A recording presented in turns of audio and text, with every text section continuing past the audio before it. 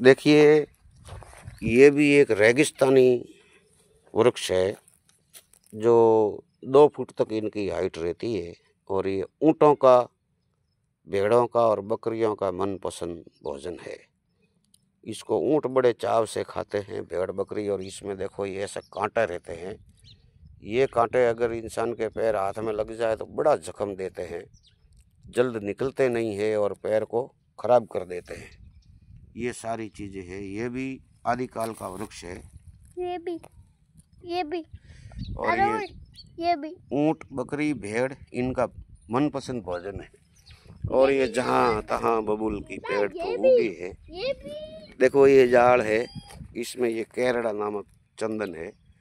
लेकिन इस बावल की वजह से इसकी हाइट और बॉडी नहीं बढ़ रही। ये जाड़ का पेड़ है। देखो एक के थड़ में कितने उग गए। 1 2 3 4 5 6 7 8 9 10 11 इस तरह से ये बहुत गहरी छाया वाले रहते हैं। और इसमें फल भी लगते हैं, जिसको रेगिस्तानी और राजस्थान की देसी भाषा में पिल्लू कहते हैं। बड़े मीठे और स्वादिष्ट होते हैं।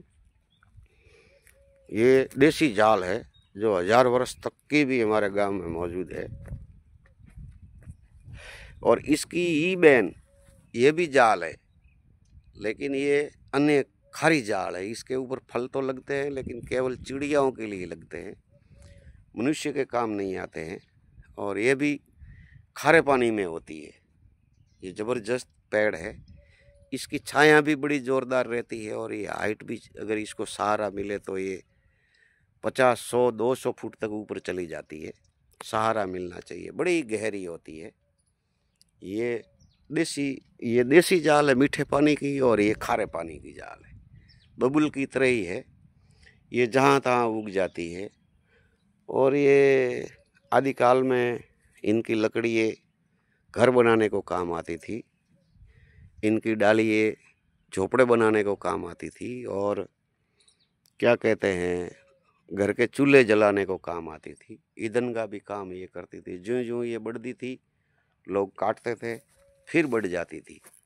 तो ये देसी जाल है और ये विदेशी जाल है। ऐसा मतलब खारे पानी की है तो ये भी रेगिस्तान की। तो ये सारी प्राकृतिक चीज़ें हैं। और ये ऊँटों का भोजन है। और बबुल तो जहाँ तहाँ उग जाते हैं, ठीक है ना। ये भी खारी जाल है। और ये मीठी जाल है, फल वाली।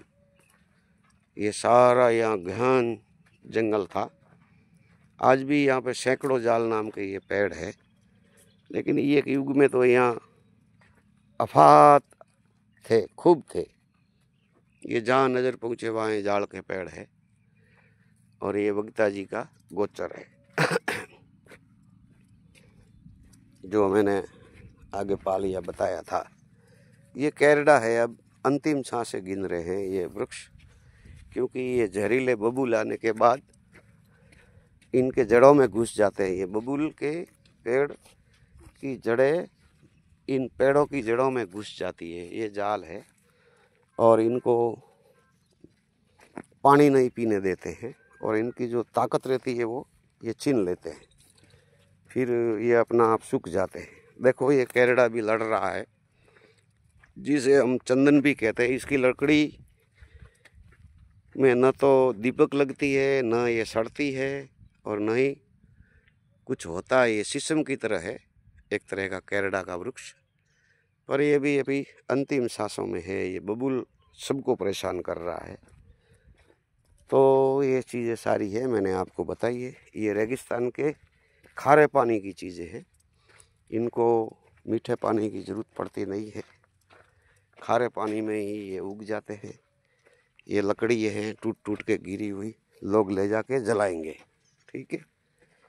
ये सारी मीठी झाड़ों के वृक्ष है।